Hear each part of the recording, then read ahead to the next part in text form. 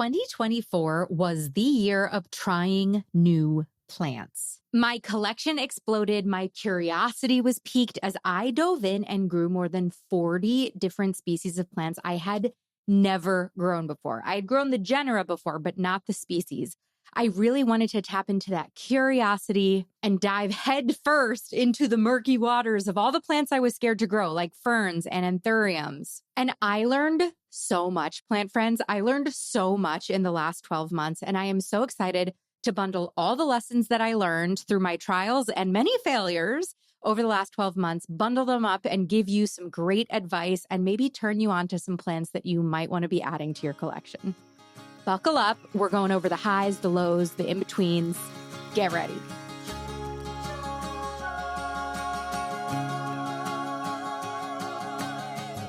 Welcome to the Growing Joy with Plants podcast, where we not only learn how to care for plants successfully, but how to simply and affordably use our plant babies to cultivate more joy in our lives by doing so. I'm Maria, former plant killer turned happy plant lady, author of Growing Joy, the Plant Lover's Guide to Cultivating Happiness, speaker, podcaster, and most importantly, your new best plant friend. On Growing Joy with Plants, you'll find conversations about houseplant care, gardening tutorials, and wellness through the lens of plants. Plant care is self-care on Growing Joy.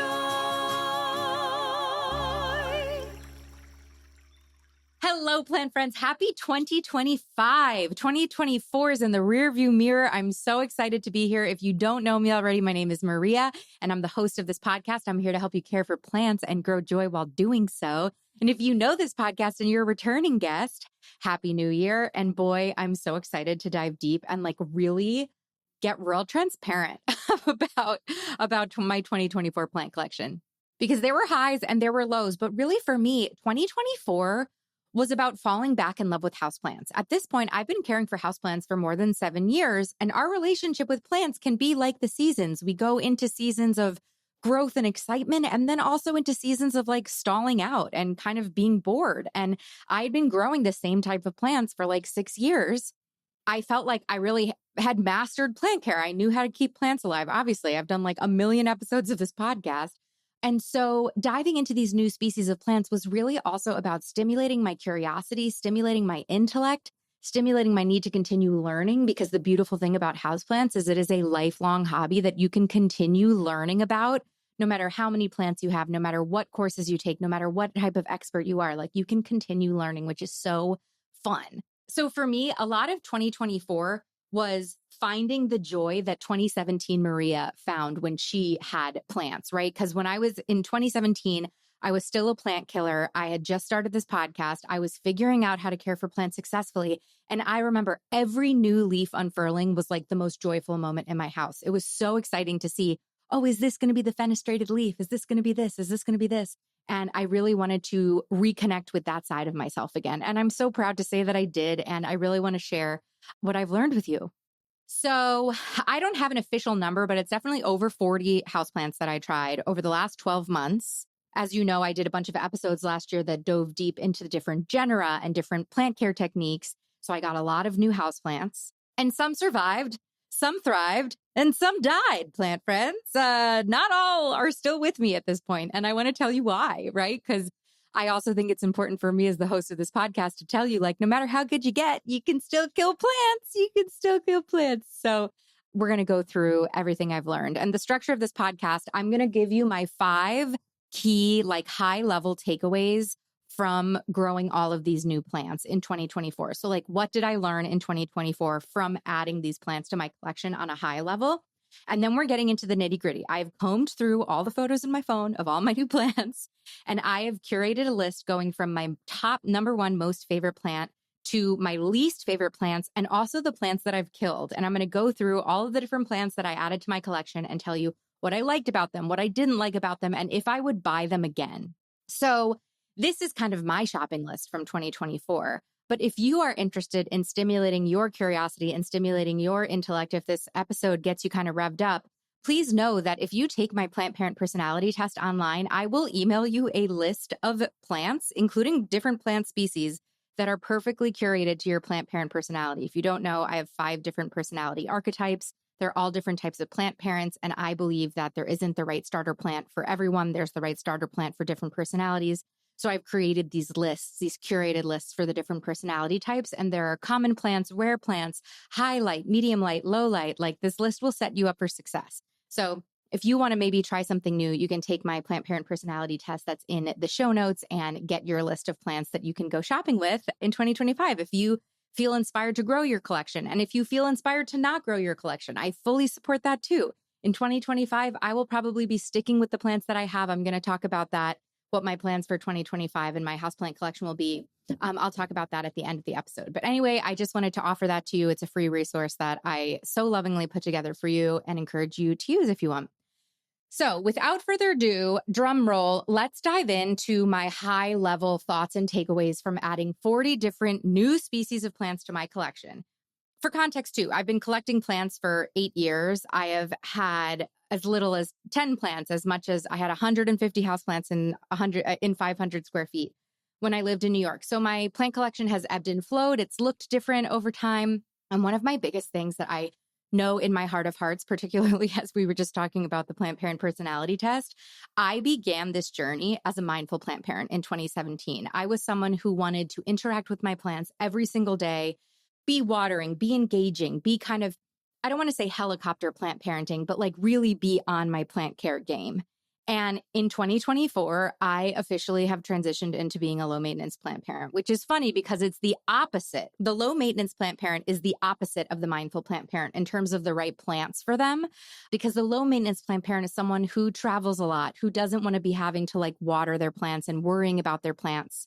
So the low maintenance plant parent is the opposite of the mindful plant parent, right? Because they have reasons in their life that makes it so that they can't engage with their plants on a daily basis. So they need usually low light, but drought tolerant plants. Mindful plant parents tend to like moisture loving plants because they want to be interacting with them all the time. And once again, you can take the plant parent personality test. But my high level takeaway of this is that I'm officially a low maintenance plant parent. I have a lot of plants in my collection now, and it needs to kind of be a survival of the fittest moment. I am not finding joy growing plants under glass right now, babying plants, putting plants in terrariums, like that kind of stuff. And I've talked about this on the podcast before because there were seasons of my life that I loved growing plants under glass. I loved having humidifiers and caring about the humidity. Like I loved all of those things for my plants, and it was so much fun and it brought me joy. But the key to having a sustainable relationship with your plants is allowing your passion for plants to change just like your plants will. You're going to grow and your plants will grow over the seasons, over the years. And what I have realized is that what is bringing me joy right now is plants that thrive with little to no care in my green wattle, right? Like I'm interacting with my plants probably once a week in terms of having to water them and care for them. And then I just get to enjoy them the rest of the week. And that's a low maintenance plant parent. So my plant collection has shifted a little bit because of that. And I also feel like that needs to be a little bit of a disclaimer because know that I am looking through the lens of a low maintenance plant parent as I go through my list of most favorite plants to least favorite plants and also the plants that I killed. A lot of the plants I killed this year are plants that would thrive with a mindful plant parent and they might absolutely love them, right? So just know that this list is totally personal. It's totally just like my unique experience of growing plants in 2024. And this list might have looked different in 2023. This list will look different in 2025. That is the beauty of plants. We are always blooming and growing and evolving, right? So my first high level thought is I am officially in the camp of low maintenance plant parents. And also because that there aren't plants that I would necessarily buy again right now in my low maintenance plant parent vibe, but I might rebuy them, in the future when I want a more interactive experience with my plants in terms of like watering and care. High level takeaway 2 is that my love affair with Ficus has only begun. Like I did an episode on Ficus in early 2023. I have fallen in love with Ficus in such a deep way. I don't know why people don't talk about Ficus a lot. Like, yes, they talk about Ficus lyrata. They talk about the fiddle leaf fig, but the Ficus genera is so incredible. It is filled with so many amazing plants. The Ficus elastica is probably like one of my favorite plants of all time. I don't understand why people don't talk about rubber plants, Ficus elastica, more.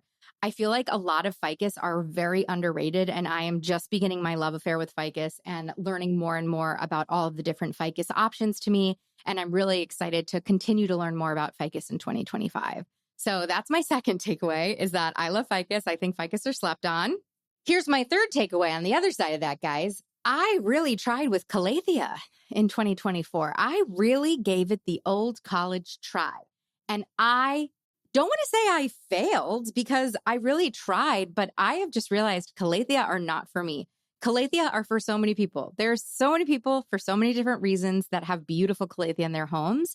I'm just not one of them at this moment in life. And I have decided that that does not mean I'm a bad plant parent. That just means that Calathea should be reserved for other people and not me. I feel great about it. They're just such a sensitive plant. They're so sensitive to underwatering. And I travel a lot for work. I'm a busy gal, and I hate when I have a green wall full of drought tolerant plants that are thriving, and then I see the one Calathea that's wilted. Like, it hurts my feelings, which is so stupid. That doesn't even make sense that a Calathea can hurt your feelings, but they're just not bringing me joy. Honestly, at the end of the day, Calathea are not bringing me joy. And so they're not going to be in my collection in 2025. I would not be rebuying Calathea. I would love for you guys to share with me like what you think your most drought tolerant hardy Calathea are. We will get into this very long relationship with this Calathea orbifolia that's at the bottom of my list. So stay tuned. I will walk you through the slow and painful death of this Calathea orbifolia. I was so committed to making work. But yeah, just for me, it's just a no. It's just a no for now. For now, who knows in the future? Cut to 2 years from now on this podcast, I have a whole episode about how much I love Calatheas. But I gave it the old college try. I gave it 12 months, and I will no longer be engaging with Calathea as a plant parent for now. And I welcome you to prove me wrong. I welcome you to comment on today's post on Instagram and tell me why you love them, because I celebrate that. I totally celebrate that. Okay, so along those lines, a genus that I was surprised by, a genus that I really thought I was going to struggle with, that I have ended up not struggling with at all and absolutely loving, there are actually two genera, is Anthuriums and Alocasia. I had unsuccessfully had Anthuriums and Alocasia in other years, but I have found that I love Anthuriums and Alocasia as long as you pick the right species, which we're going to talk about. I'm going to tell you about my top favorite species of Alocasia and Anthurium and my least favorite in our list. But it just goes to show you again, like, plants can surprise you. Don't believe everything you see on the internet and on Instagram. I really thought that Alocasia were going to be super hard to take care of, but I have multiple Alocasia in my green wall and in my collection that are doing great. There are multiple species that I've totally fallen in love with, and I feel the same about Anthurium. And I really thought that I was going to struggle. I thought that I'd be saying about Anthurium what I'm saying about Calathea. So that also speaks to, like, it's fun to try stuff. So say you take your plant parent personality test and you don't see a certain plant on your shopping list. I still encourage you to try growing it if that would bring you joy, if that would spark your curiosity, right? Because you never know how plants are going to thrive. And I just think that's so interesting. The other thing that I really love about my Anthuriums and Alocasia, and you should go look at my Instagram to see my green wall. They're in my green wall. They make the most amazing green wall plants because they literally look like little heads. They're like my little cheerleaders popping out, with their big leaves and their thin stems. I feel like they're like, go Maria, go, you're amazing all day while, they're behind me. My green wall is behind my desk. And I just love the personality that they have amidst a bunch of tropical foliage plants. So I've really loved them too. Not as much as ficus, though. Ficus is my favorite, but the other two are my second favorites. Now, interestingly enough, overall, my high-level takeaway, the plant that I'm going to repurchase the most is not my top plant on the list that we're going to go through. It's actually not even the top 5 plants on the list that I'm going to go through, but I feel like it doesn't get better than the philodendron genus. There are over 400 varieties of philodendron that you can bring home. Many of them are drought tolerant. Some of them are low light tolerant, but they thrive in that like medium light. They have gorgeous leaves. They give you that jungle vibe look, but they're like accessible, easy plants. And they come in such a wide variety. And I am just constantly blown away over and over and over again by my philodendron in my collection that I love so much. So my fanciest plant, my like top number, my showiest plant isn't a philodendron on this list. But what I will say is, as I continue purchasing plants as I move through life, particularly as a low maintenance plant parent, I'm going to be looking at philodendron. And also, I didn't grow many pothos this year, but I am feeling the tingles. I am feeling drawn to pothos again, because once again, they're often similar to philodendron. Like, they're a golden oldie plant because they're a golden oldie plant. Like, they have been successful as houseplants in the 70s and the 80s and the 60s and the 90s. Like, they're your grandma's houseplant because they worked when your grandma was caring for plants and they work now. Pothos is another one similar to philodendron where I feel like they get overlooked by all the other fancy plants. But now there are so many interesting varieties on the market. I'm kind of curious to dabble in pothos again, particularly now that I'm in Florida. I have a vision for my lanai. We'll talk about that at the end of the episode when I talk about 2025. Have you ever noticed how the sound of meditation bowls at the spa or in a yoga class can instantly soothe your soul? Well, for the last 2 years, my home has felt like a meditation studio thanks to my Wind River wind chimes that I've hung on either side of my house. If you are looking to add serenity to your life in 2025 or maybe beat the winter blues, adding a Wind River wind chime might be the perfect, most joyful option for you. Every time I hear my Wind River wind chimes sing in the wind, it is an invitation for me to pause, take a deep breath, and find a moment of presence in the midst of a hectic workday. When I moved recently from New York to Florida, I literally did not feel at home until I hung my wind chimes at my new house. I was getting anxious at my new house because I hadn't hung my chimes yet, and it didn't feel like home until they were there. They are not the clangy kind of grating wind chimes that you might hear in your neighbor's yard or at a garden center.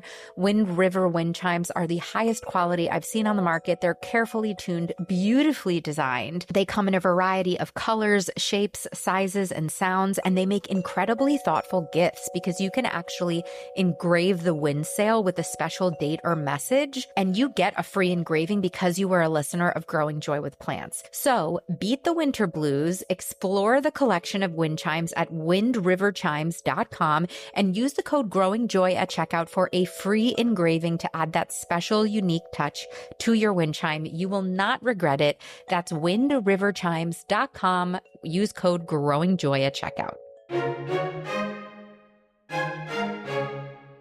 Plant friends, I want to talk to you about a new book hitting the market, the American Horticultural Society Essential Guide to Organic Vegetable Gardening. In their first new book in over 2 decades, they have not released a book for 2 decades, the American Horticultural Society offers indispensable insight into growing a modern edible garden at home, regardless of where your home is, whether you're in the desert Southwest, the Midwestern plains, or the shores of New England. Starting with a unique look at history of vegetable gardening in North America, from indigenous cultures to victory gardeners to today's biodiversity nurturing growers, AHS Essential Guide to Organic Vegetable Gardening then digs into everything you need to know to cultivate a successful and productive vegetable garden without synthetic pesticides or fertilizers. You'll learn about how to build a resilient garden that can face weather extremes. You'll learn how to do an at-home soil assessment. You'll learn the best designs for a garden and how to choose what plants to put in your garden based on your taste and where you live. So if you want to have your best garden yet, you should grab the American Horticultural Society Essential Guide to Organic Vegetable Gardening. It has the science-based information that you need to overcome today's gardening challenges and cultivate success. Once again, that's the American Horticultural Society Essential Guide to Organic Vegetable Gardening, available online wherever books are sold or at your local bookshop. Go support your local bookshop and grab American Horticultural Society Essential Guide to Organic Vegetable Gardening. So anyway, those are my high-level thoughts. Some other high-level thoughts is, like, no matter how good you get at plant care, you're still going to kill plants. Like, it's just that simple. You're still going to kill plants no matter how good of a plant parent you are. And I actually think it's an important indicator of success because it means that you're still trying stuff. So I could have kept the plants that I had grown for the last 7 years successfully. I would consider myself an expert at growing them. And I could have not had any plant deaths this year, right? If I just kept to my monstera and my snake plants and all the other plants that I've been growing. But I tried new stuff. I sparked my curiosity. And because of that, I had some wins and I had some fails. But you learn from the fails. You learn from the plant fails as much as you learn from, your braggadocious plant wins. And so, yeah, I'm proud of the fact that I killed plants this year. I'm reframing it and I'm giving myself a lot of grace, but I feel like I'm not even giving myself grace because it's just like, it's all been a beautiful experiment and I've learned so much. And most importantly, I feel like I fell in love with houseplants again. So those are my high level takeaways. I feel like another high level takeaway I have is your home is just so much less, your home has less light than you think it does. I've said that before, but It's so funny. We moved to Florida this year in 2024, and I thought, oh, I'm moving to Florida. I'm going to have so much light. My plants are going to be so happy. No, I still have windows. You still have covers over your windows. I feel like I've never lived in a home that has had all of this unobstructed light in every single room. Like, light is going to be an issue for every houseplant parent. And I see you in that struggle, right? I see you in the really low light rooms or the no light rooms. Like, I'm finding that I'm putting as many grow lights up in my Floridian house as we're up in my New York house. And also humidity wise, like, yes, it's more humid in Florida, 100%. But because we have to run AC all the time, like the AC messes with the humidity as much as the heat did in New York. So no matter where you live, like houseplant growers tend to be the same because we're all working with forced air, limited light availability. Like we're all working within the confines of homes, which are very different than our ancestors who grew out in nature. Anyway, I'll get off my soapbox for that. But without further ado, let's go into my plant list. I've got around 40 plants that I want to share with you. So we're going to start with my top most favorite plant that I grew in 2024. I'll give you my top 10. We'll talk about the middle of the heat. We'll go through my least favorite plants that are still alive. And then we will go through all the plants I killed. I'm reading my own receipts. I'm exposing myself to you all, and I'm letting you know what I was successful with and what I wasn't, because it's fun. So let's begin. Okay. So my number one top most favorite houseplant that I grew this year was the Anthurium brownii. Oh my gosh, I love this plant. It is such a stunner. I feel like for so many different personalities, it's such an amazing choice. For the mindful plant parent, it's really beautiful. It gives that jungle look. You have enormous leaves that you can really enjoy cleaning. For the low maintenance plant parent, it's extremely drought tolerant.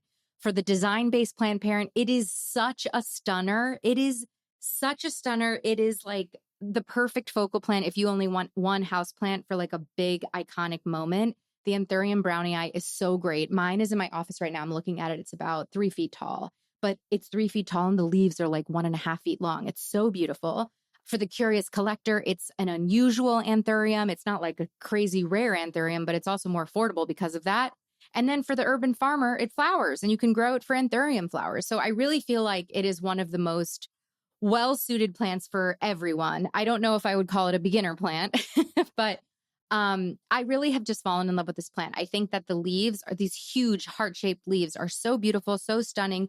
The leaves are thick, so, it is a bit more drought tolerant. Like it's given me no fuss since I've had it. And it's like doubled in size. So like what's not to love about that? So my number one plant, the Anthurium brownii. Now, my second plant is the Ficus Belize. So that's the rubber plant that looks pink. So it's a Ficus elastica Belize. It's a pink rubber plant. And I have learned so much on these rubber plants. If you know, I went a little bit viral for talking about how I trim my rubber plants so that they don't get super long and lean over. But my Ficus Belize is actually in my green wall and it's growing so vigorously. If you put rubber plants under light, they will grow so vigorously for you. The leaves are so pink. The sheaths that come out, like the pink-green combo is so beautiful. Pink is my favorite color. I love growing pink plants. I love it more than my pink princess, which I also very much enjoy. So the Ficus Belize is a quick second. Okay, next, and this isn't going to come as a surprise, the Alocasia cuprea. So I have had a love affair with the Alocasia cuprea for a very long time. I finally got my hands on it this year. I had never had it before. It had been on my wish list for so long. And I have to say, this plant has been so much hardier than I thought it was going to be because it is a harder to find rare Alocasia. I was like, oh no, I'm going to have to grow this under glass. I'm going to have to put a humidifier next to it. No, like it's been pretty hardy. It hasn't exploded in growth, and I think that is where the humidity would probably help. However, it's maintained 3 to 4 to 5 leaves. I've been growing it under a grow light, and I just will never get over like the purple sheen of the leaves. I just think it's such an interesting, beautiful plant. And for someone who has a lot of houseplants, at this point, I have 150 houseplants. I don't know how many houseplants I have, but I have a bunch. I really look for these different foliage plants that stick out amidst a sea of green because I have so many houseplants, right? I have this sea of green. So how do I find houseplants that have different colors or textures or leaf shapes that allow them to pop out and provide this like beautiful texture? So Alocasia cuprea is number 3. And I cannot believe in my top 5 I have 2 alocasia in here, which is so ridiculous because I would never think that I was going to say that. But my 4th favorite plant is the Alocasia longiloba. It's another alocasia that is so surprisingly hardy. The leaves are enormous. They grow bigger and bigger with every new leaf that pops out. And I have the longiloba and the cuprea in my green wall, and they are just so happy. And I just love the long green leaves. And this plant has really beautiful purple underside, but it's just beautiful. I don't know. I just love it. So those are my 3rd and 4th. Then my 5th and 6th are going to be 2 other rubber plants. The Teneke and the Abidjan. The Abidjan has like super dark green leaves. The Teneke is that cream variegated. But like I said, I'm having a love affair with ficus and I'm really enjoying growing them. I'm really enjoying pruning them, rooting them, planting them up. I want to grow these plants into I got them as like 6-inch pots, but I want to grow these ficus plants into really big trees that you see on Instagram everywhere. So I am very slowly but surely, I know this is going to take many years, but I am slowly but surely propagating them, cutting off the tops, rooting them, and then planting them in the same pot. So I'm filling the pot out with multiple rubber plants. And every time you prune a rubber plant, it then grows a new stalk as well. So it's going to be a slow process, but I'm really enjoying it. Be careful with rubber plants, though. If you propagate them, you got to wear gloves. Okay. Number 7 is the philodendron atabapoense. So once again, philodendron is my top genera, but I waited until the 7th to give it away. But of all the philodendron I've grown, the atabapoense is my absolute favorite. It has these long leaves that are so jungle vibey, long heart-shaped leaves that like topple out of a pot. It's so beautiful, but the leaves can stand upright and they'll get larger and larger. But I really just love the aesthetic of this plant and also the hardiness of this plant. Speaking of hardiness, the next plant on my list is the Alocasia stingray. This was a plant when I got it, I was like, oh my God, I'm going to kill this plant. So it continues to grow. It's a very prolific grower. I have it planted up with 2 other alocasias. I've been like doing houseplant arrangements in larger pots. And I have a couple of different alocasias. It looks so beautiful. I have a little pothos filling out the pot. So that's been a real surprise. I love Alocasia stingray. Shout out. Another surprise that probably a plant I would have never brought home, but it was sent to me, is the Anthurium ploumanii. Any bird's nest anthuriums. For the design-based plant parents, I think you should look into this because it's a bird's nest anthurium that gets really big. Anthurium ploumanii, there are a couple of varieties, but the leaves are really thick. The plant is hardier. It's drought tolerant. It's like a really robust plant. The leaves get super big. It would take up a lot of space. So if you're looking for a statement plant, I would highly recommend that. And once again, I can't even believe this is on my top list of plants that I'm telling you about. But the bird's nest fern. Oh my gosh. I never thought. I've killed so many ferns in my history. I've tried with ferns. I've grown them under glass. I've tried with ferns and I have failed. And in 2024, I thrived with ferns. My ferns did really well. And it's because I chose the right ferns for my personality. I chose the most hardy varieties of ferns. And for me, those were the bird's nest ferns.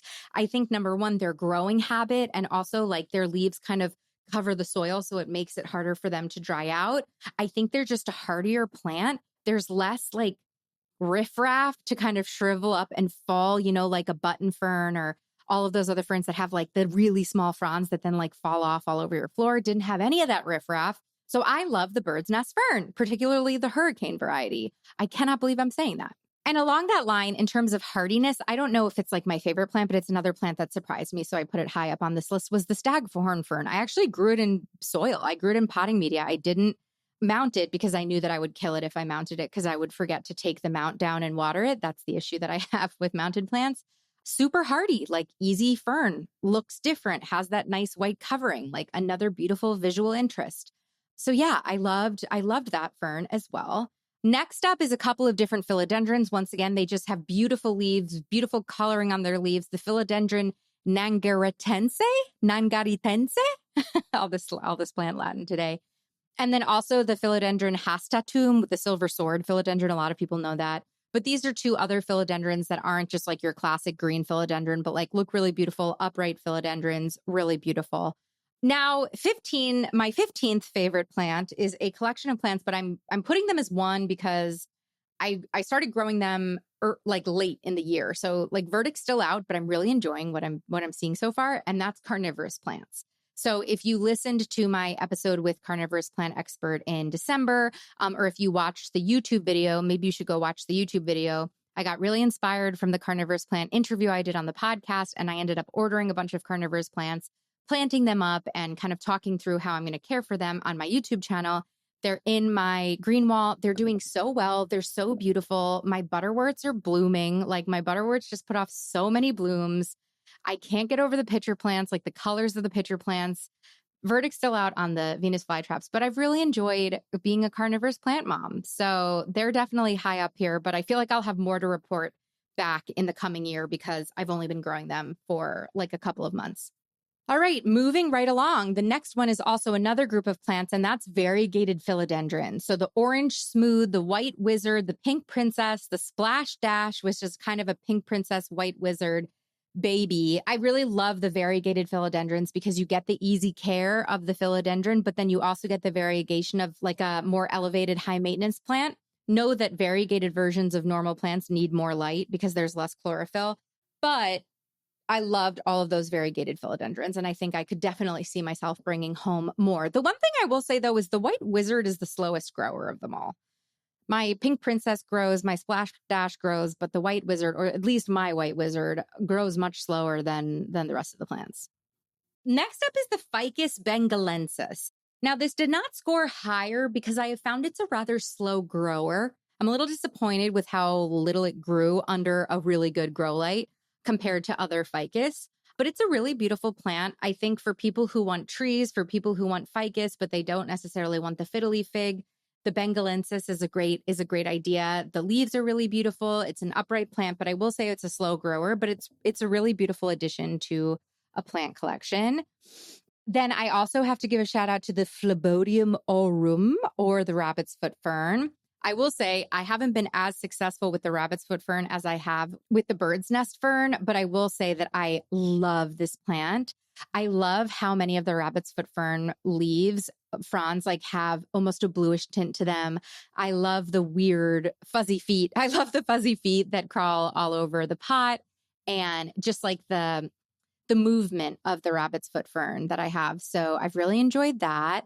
Another plant that I've never grown before, which might shock you guys because it is a fairly common plant, is the Monstera adansonii. I've never had an adansonii. I have many monsteras in my collection, but I had never grown the adansonii. Finally got my hands on some, and I'm really enjoying them. I think they're really beautiful. You know, I love pothos as well, but it's fun to have a fenestrated trailing plant, and that's where the adansonii comes in. Now, a lot of the Hoya heads are going to be mad at me because I have Hoya at the bottom of my list, and I'm not a Hoya hater. I love Hoyas. I think they're beautiful. I have a lot of really happy Hoyas in my collection. I have not really had many blooms yet, but I really enjoy and grow Hoya for the beautiful foliage. And because of that, the Hoya latifolia, the Hoya quinquernervia, I'm growing so beautifully on a trellis. The foliage is so beautiful. I don't need that plant to flower. Like, it has the most beautiful foliage. And also the Hoya rangsan, there's like a rain variegation that looks like water droplets all over it. Like, Hoya variegation is so beautiful. And the other thing I love about Hoya is that they're so drought tolerant, right? You can forget about them for a while and you give them a good water and their leaves perk up and it's the best feeling ever. But I don't know. It just wasn't a Hoya year for me. Not to say that 2025 isn't going to be a Hoya year for me. Maybe I get really into Hoya in 2025. The other things beat the Hoya. That's really what it comes down to. It's not like I didn't like the Hoya. I do love the Hoya. I love all the Hoya in my collection. I have many of them, but I think that Hoya rangsan, that variegated one, is probably my favorite of the group.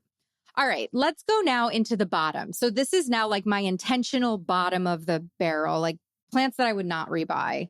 Oh, also in terms of rebuying Hoya, I think I would only rebuy Hoya in like really big baskets. Like, I want some trailing Hoya that really are established, will bloom easier. I have a lot of Hoya cuttings and a lot of smaller Hoya plants. And I think if I was to buy a plant again, if I was to buy a Hoya, I would splurge on a larger, fully grown, established basket of Hoya instead of a smaller pot. Okay, so even though Ficus is the top of my list and I absolutely love Ficus, Ficus is also at the bottom of my list for several reasons, and here's why. Ficus benjamina, it's just not doing for me. I mean, I have multiple and I have a couple that are doing really well. I don't know. I'm going to give Ficus benjamina another year, but I was just unimpressed this year. And once again, this now comes, I grew so many amazing plants that like, it's now just a matter of like, I like others more than these, but I find that sometimes the leaves like shrivel and fall off a little bit easier. And also slow growers, like all of my Ficus benjamina were very slow growers this year. And what I'm finding is I'm really enjoying seeing growth. So I'm really enjoying vigorous growers, which is why they ended up getting kicked to the bottom. The Ficus cyanthus stipula, along the lines, also the Ficus cyanthus stipula, that was a new variety I tried growing, slow grower. It was a fine plant. I just wouldn't buy it again. Like it's a good basic plant that I like, and it's still in my collection and I like it, but I'm just like not obsessed with it the way I'm obsessed with some of these other plants that I've been talking about. Now, the Hoya calistophylla Hoya, otherwise known as Shadow Falls, it's a really beautiful, freaky looking Hoya, but it did not do well with me. Like it went really downhill. It was like a much finickier Hoya than any other Hoya I've ever cared for. I cared for it just like my other Hoya.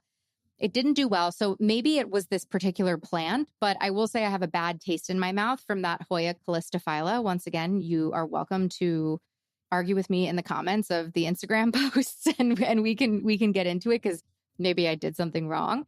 But I have many Hoyas, and for some reason that one just like did not take to my collection. And then in general, thin-leafed anthuriums. So I love anthuriums that have thicker leaves because to me it seems like they're way hardier. They're not as sensitive to humidity. My thinner-leafed anthuriums ended up getting a lot of crispiness on the edges. They were a little more whiny when it came to watering. So if you have IKEA, this is where you see the amazing Curious Collector plant parent thrive. Like anthuriums are so for you. If you have the grow house, the book, what's it called? The IKEA grow house. Like if you have humidity, like your anthuriums are going to look incredible. And for that, I applaud you. But for me, as someone I lived half of the year in a 19% humidity home in the woods in New York, they just weren't a match for me. And then also, this might shock people. Dare I say, maybe I'll get canceled for this, but I wasn't vibing with the Monstera constellation. I was so excited when I got my hands on one. I love the plant. I love the variegation. I love the leaf. I love the leaf pattern. Like, I love it. I love the Monstera constellation. I was so excited to get it. And then it just like it didn't grow very fast. It didn't do much for me in my plant collection. I kind of enjoyed the Monstera, the normal non-variegated Monstera more because it put off more growth and it looked really happy, where the Thai constellation it's so variegated. It's a slower grower. And I just felt like it was way finickier. So I love the plant. I want to make the plant work. Once again, maybe it was the plant and it wasn't me, or maybe it is me and like maybe I didn't baby it enough, but it was a no for me. I don't know if I would maybe try it again though.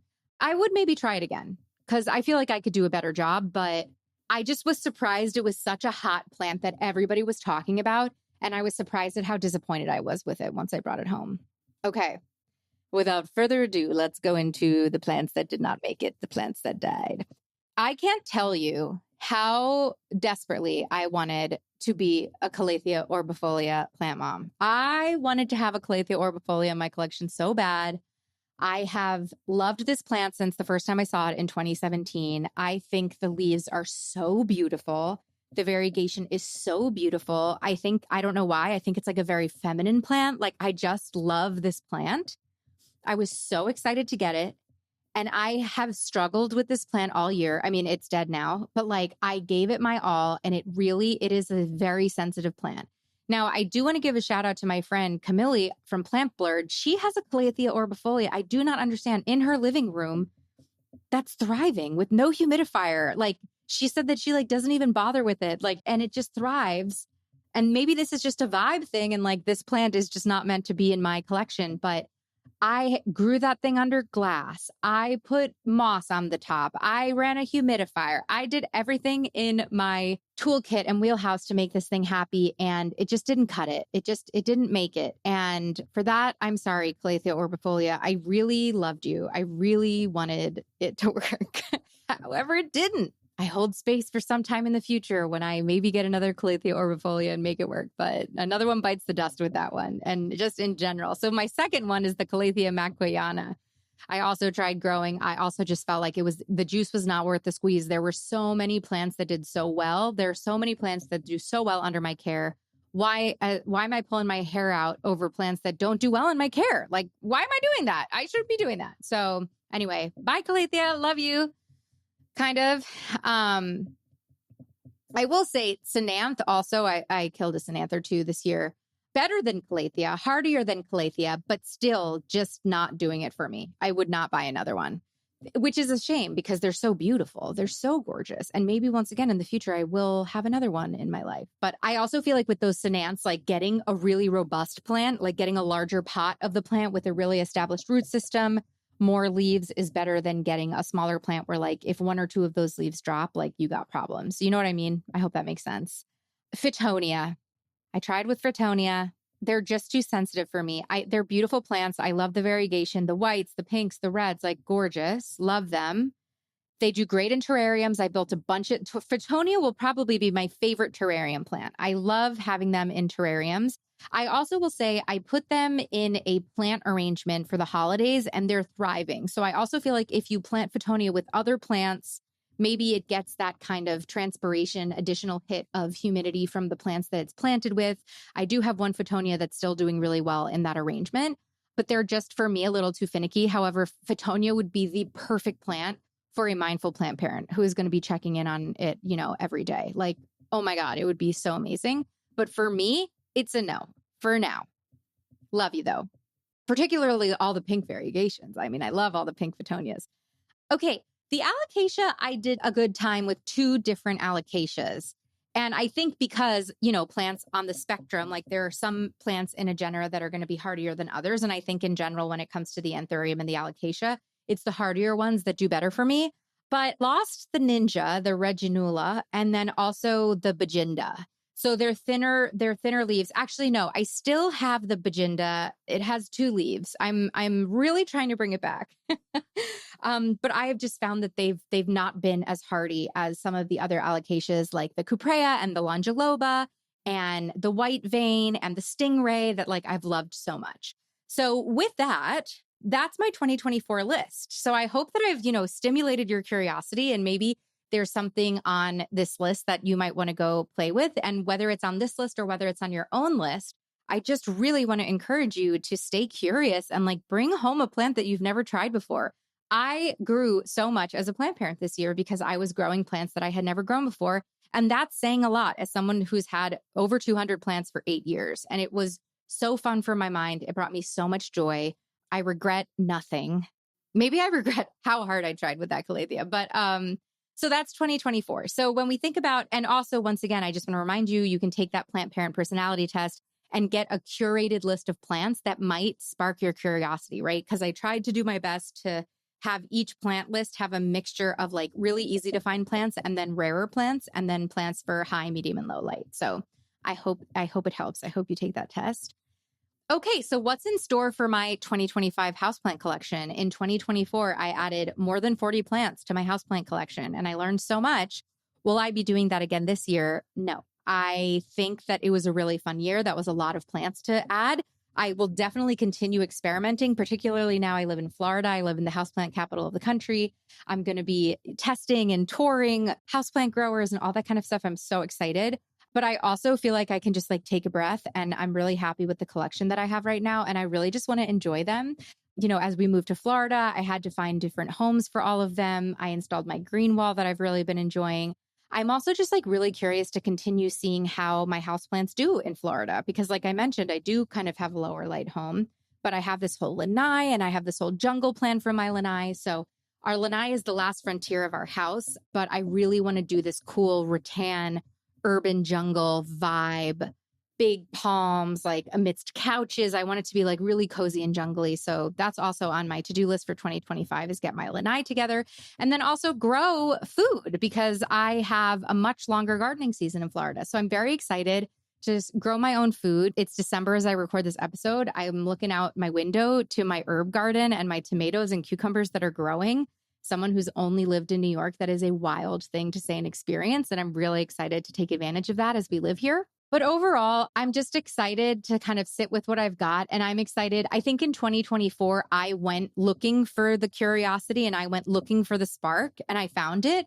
And in 2025, I think I'm kind of going to let the spark come to me. Like I'm going to just enjoy what I've got. I'm going to continue cultivating my collection and see like what flows. Like maybe there's a new genera I want to try, or maybe there isn't. And maybe I'm just like happy with what I've got. I don't know. We'll see what 2025 brings, plant friends. I'm curious to hear what your goals are for 2025. Please comment on the Instagram where we ask you that. And my door is always open, maria@growingjoywithmaria.com. If you guys have requests for podcast episodes or anything as we go into 2025, I don't think people realize how much content I create is literally from people who go on my website and submit a form, like an inquiry, like the carnivorous plant episode. They're always, you guys are why I do this. So I'm always excited to stay tethered to you and to hear from you. So if you want to shoot me an email, you're always welcome to.